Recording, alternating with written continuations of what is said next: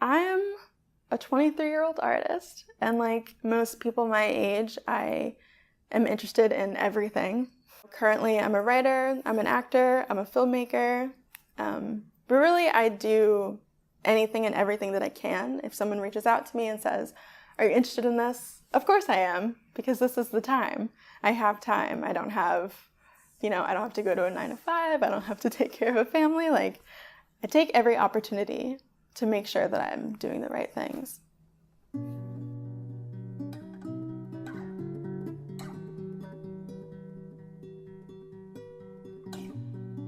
Thank you for coming today. Tell us about Cari. I'm an all-around artist, as I like to say. I studied film production and creative writing at college. We called it written arts, so it wasn't necessarily fiction. I started more with journalism and slowly trickled my way into the fiction realm. I kind of like to try everything. When I graduated, I worked in film production, and then I've now switched to in front of the camera, trying out acting, which was one of my first passions, and I find that it's really easy to do both acting and writing because they're both things you can do on your own time. Share with us some of your acting experiences. Sure. Well, as I'm just starting out, really, it's just been a few months, I'm doing a lot of independent work and student films, which I love because then you get to know people your age who are also in the film industry, and you can keep those contacts. I've rediscovered people I knew from high school, which is interesting, living in the city. I love just being able to slip into different characters and stories every day and then using that in my own creativity. What do you enjoy most about writing? What do I enjoy most about writing?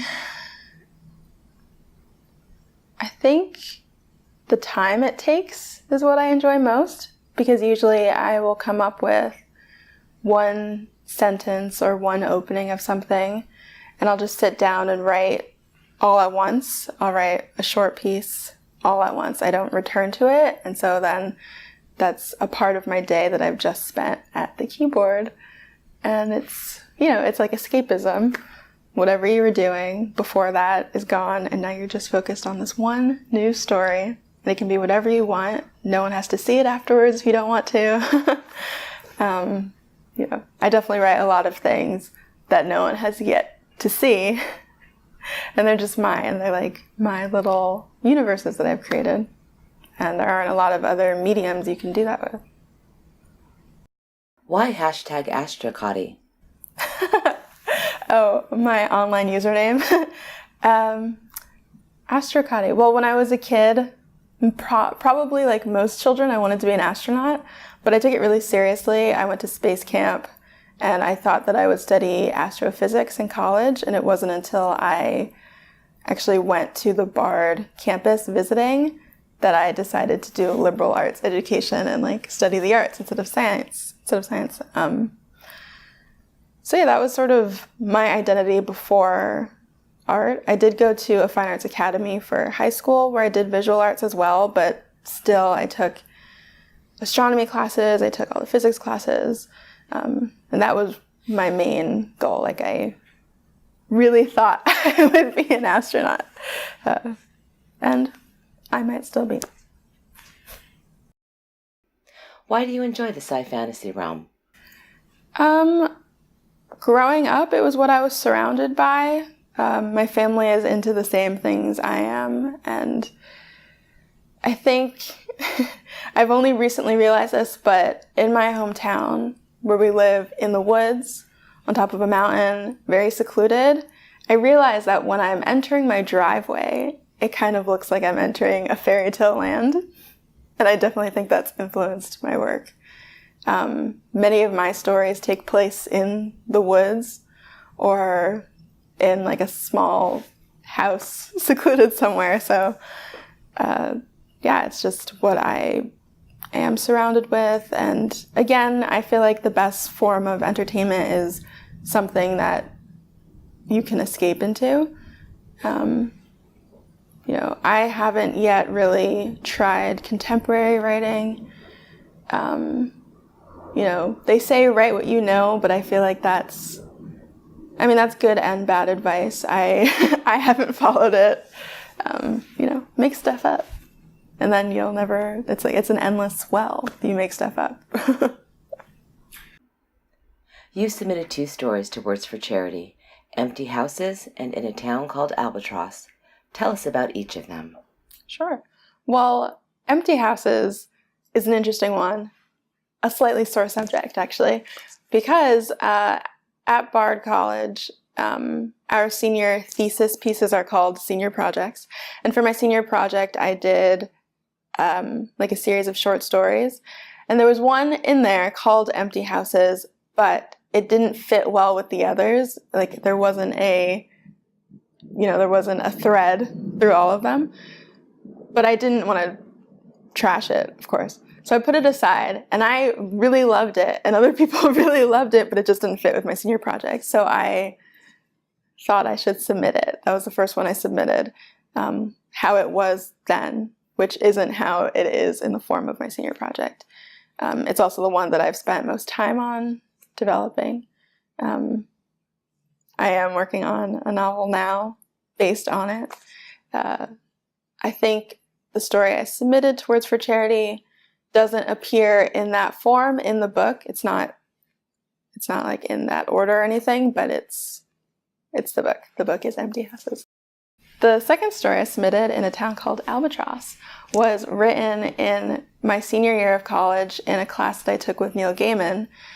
And I was also nervous to submit that one, only because I had been nervous to write it. It was the first longer piece we had to write for him.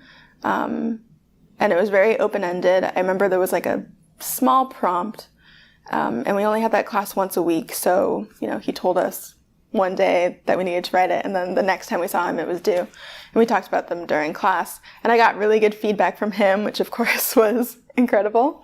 Neil Gaiman is one of my biggest influences.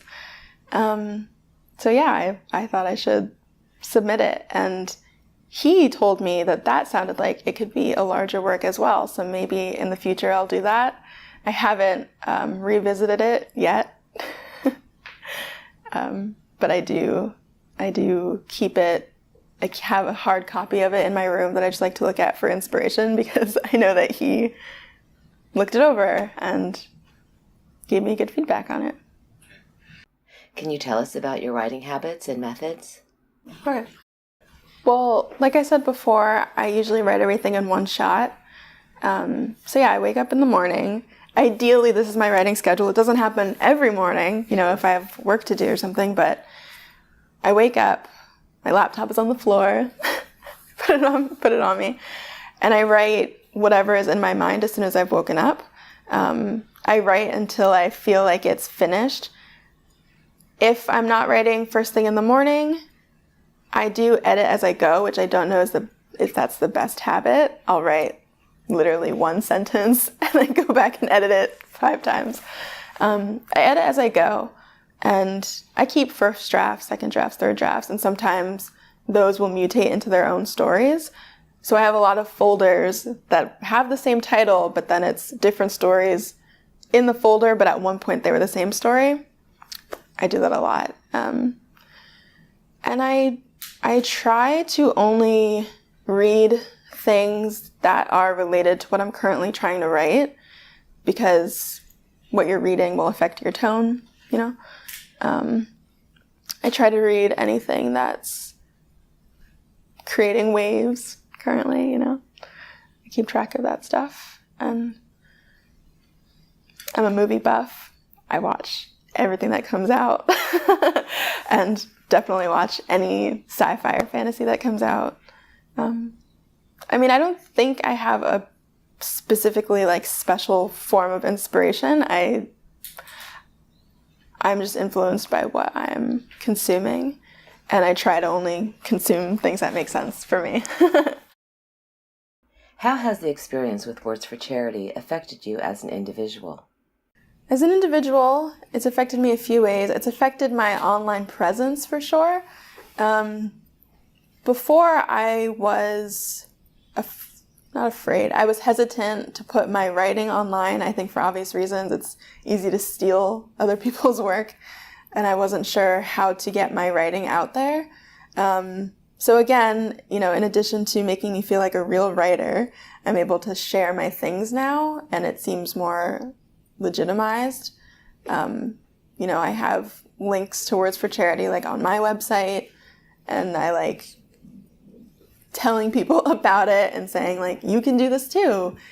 So yeah, if you're in a transitory period, maybe between student and real adult, it's a really good, it's a door opener. It's a good place to find yourself, find your voice, find other people's writing. So yeah, personally, as an individual, Words for Charity has helped me not only become more of a writer myself, but to like share that information with other people my age. So then it's almost like a writing community. Like there are other people on Words for Charity who went to my school who I didn't know before. It opens up this new sort of community. I tell people about it all the time. Yeah.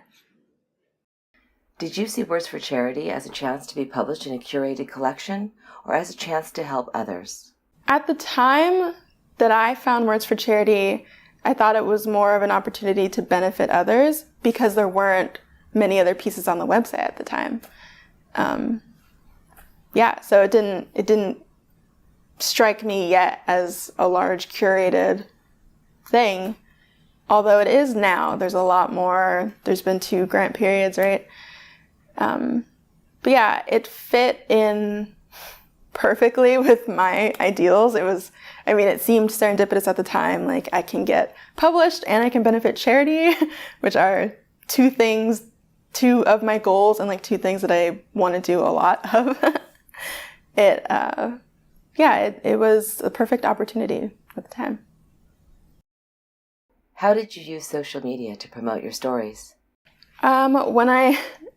When I published the first one, Empty Houses, I remember tweeting it 5 minutes later. I was so excited when I had got the confirmation that it was up, and I had the tweet pinned to the top of my Twitter for a really long time. And I remember when my friends would see it all the time, they would be like, is this over yet? Like, did you? I was like, no, it's forever. Please click it, read it many times, send it to everyone. I shared it on Facebook. I still share it on Facebook. Social media, I guess, played a big part. I know, of course, my family bought it and read it, but I don't know if I would have been able to share it as well through word of mouth. Like people from my school who I didn't know read it just because they saw it on my Facebook. Also, the written arts department at my school is really small, so they're supportive. How did you find out about Words for Charity? I believe I found out about Words for Charity through an email.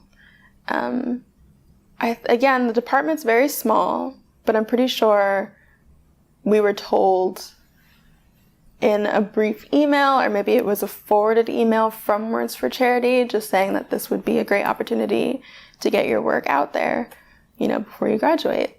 It seemed silly not to respond.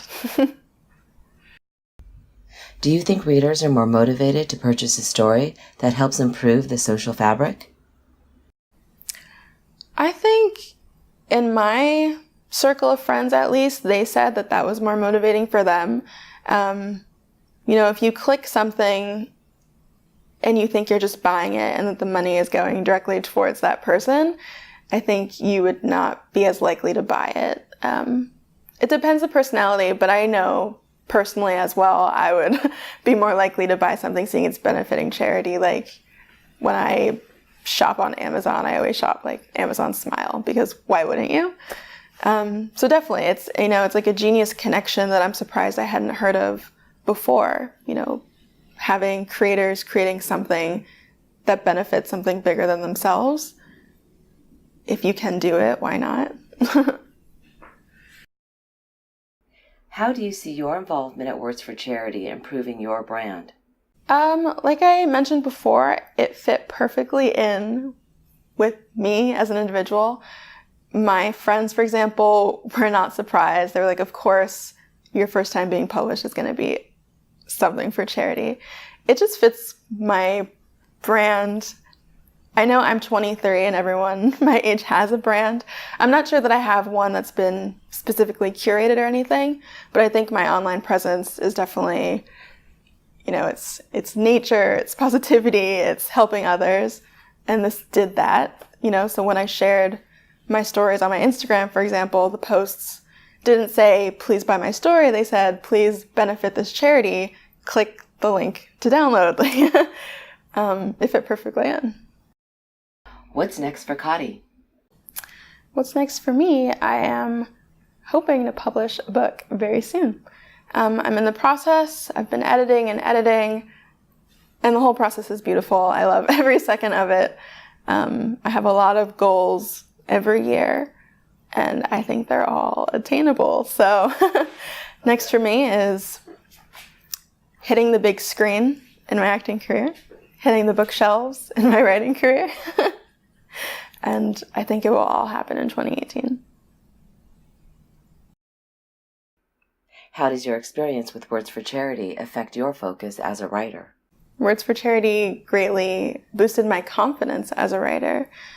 When I heard about the website and the process of getting selected and everything, I submitted things that hadn't been seen by people before, things I hadn't read in a while. And, when you want to be published online for the first time and you see what all the options are, a lot of other websites, you have to either pay a fee or they say that they accept anyone, and it doesn't feel as great of an accomplishment.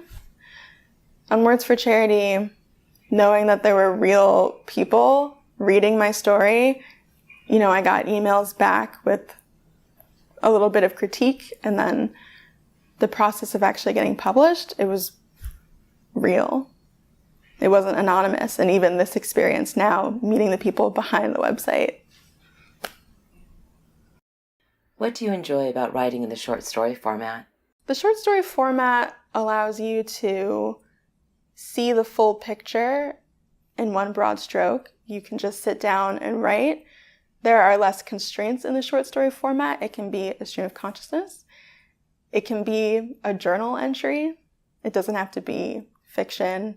It doesn't even have to be a completed story in the sense that you have, 10 characters with tragic backstories. It's anything you want, beginning, middle, end. You sit down, you write it, and it's finished, and you can do whatever you want with it at the end.